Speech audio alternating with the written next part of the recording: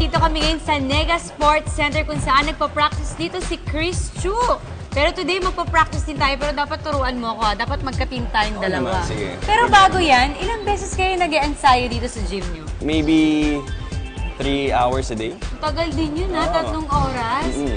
Teka lang, nung bata ka ba, naisip mo talaga na, ay, love ko talaga ang basketball? Oo naman, bata pa lang ako, as addict na ako sa maglaro ng basketball eh. At first, casual lang sa park, laro-laro lang, nakachinelas nga lang, sa asphalt, tapos open court. And then naglaro ako for the school team, and then naglaro ako sa national team, and then ngayon, professional na sa PBA. Siguro, 23 years na rin. Sa tagal mo sa pag-basketball, marami ka pa bang nadidiscover sa sarili mo? Oo naman. Kaya ko pa pala. Pwede pa. Oh, actually, every day is a learning experience. Ang daming natututunan na bagong skills, bagong moves. Yung pag-shooting, minsan nakakasawa na nga talaga, pero wala kang ibang gagawin para gumaling. Practice lang talaga, practice. Oo, paulit-ulit. Ay nako, ano muna ako, lilihis lang ako. Kukwento ko lang sa kanila. Oo. Nag-guest ako dun sa I Believe. Hindi pa buntis yung asawa Hindi ko. pa, hindi Nagkakwentuhan kaming dalawa. Naku, idasal mo si St. Gerald. Promise ko, kapag mataintin mong dasal mo, bibiyayaan ka. Tama. We took your advice and, nagkatotoo. Yung anak mo, si Amanda, yes. dadating ba yung time na i-introduce mo din sa kanya ang paglaro ng basketball? Oo naman, ba't hindi? Yung basketball, okay din naman, pero Ayaw mo kasi babae. tingnan natin, siguro supervised. Siguro last question ko.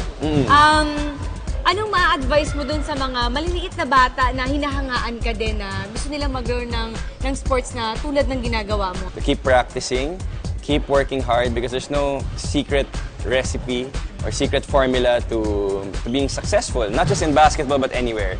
Diba? Kailangan talaga ng sipag at tiyaga. Sipag at tiyaga.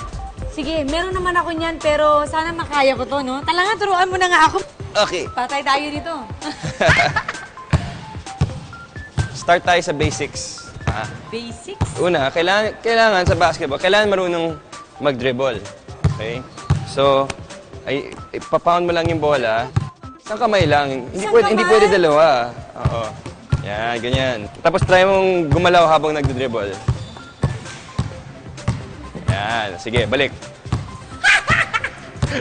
Oh, not bad, oh. Tapos? Okay, so ngayon, marunong ka na mag-dribble. Salon naman, pasa mo sa akin. Okay, oh. Lakas mo magbato, ha? Gano'n bang bata mo kayo doon pag ka sa kanya? Catch. Marunong. Siyempre naman. Sige, marunong ka mag-catch. Okay. Ba't kailangan ginaikot mo? Para may spin, medyo malambot, may soft touch, hindi, mas madali saluhin. Ganon. Oo, mas madali. Pero, sige, ganyan. Sige, mas madali saluhin. Kaysa kung walang spin, medyo masakit eh.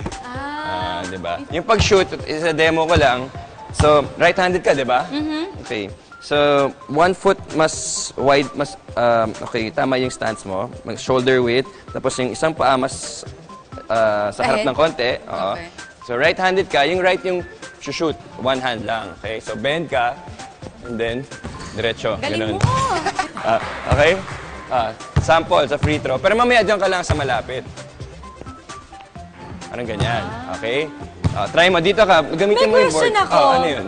Pag sa mga court ba, mas mabuti din yung sobrang pamilyar ka? Nakakatulong ba yun para mas madali para sa'yo makashoot? Oo din. May factor din yun. Diba? Dito kami ka-practice para. So parang home court na namin. Sanay na kami sa distansya, sa itsura ng ring. Pag naglaro ka sa bagong court, syempre, kailangan mo mag-adjust ng konti to familiarize. Kasi iba, hindi naman saktong-sakto pareho yung taas ng goal eh, di ba? So right hand lang yung tutulak.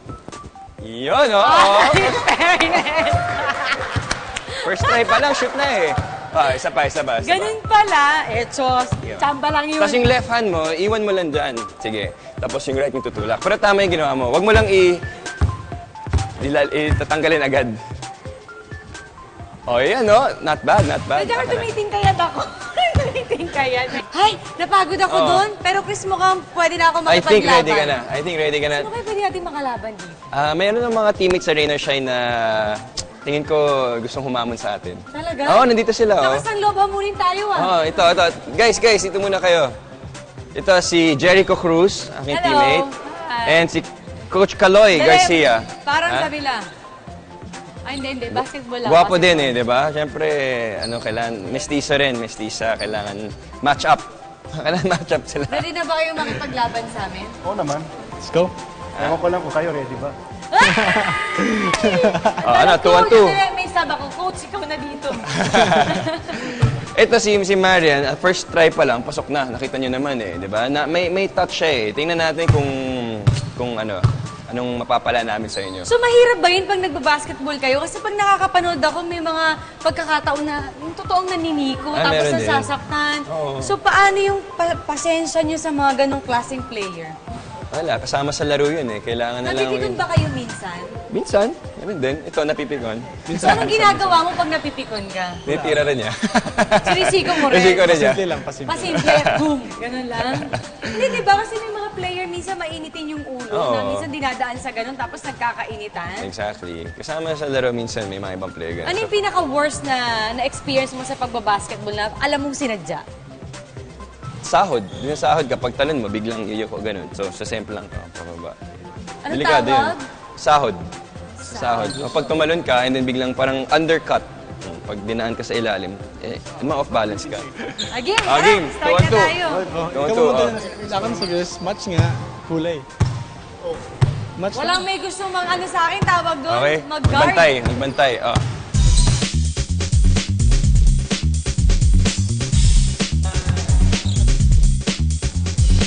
Foul pa yun!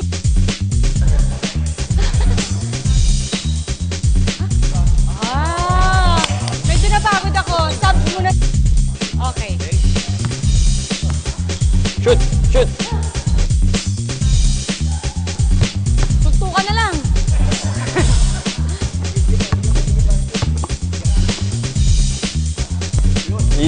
Yan! Ano yan? Nag-enjoy ka ba? Oo nga, mukhang ayaw ko nang bitawan tong basketball na. Well, oo naman, nakaka-enjoy siya, pero ang hirap pala. Hirap, di ba? Kaya Oo, ito araw-araw hirap siya. namin ginagawa eh. Kasi kailangan mag-practice para ma-perfect ang isang skill. Maraming salamat, Chris, dahil tinuruan mo ko. Mahaba ang pasensya mo sa pagtuturo. And of course, Jericho, salamat. At Coach Kaloy,